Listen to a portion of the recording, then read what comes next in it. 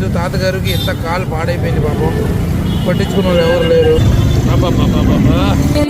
గొంతు దాటి పలికిందేదో వైనం, మూడు వారిన మనసులోనే పలికిందేదో ప్రాణం.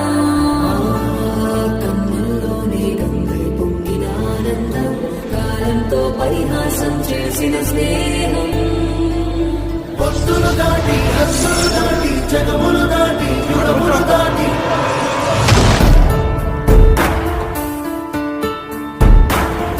ఇంకోటి ఉండాలిగా.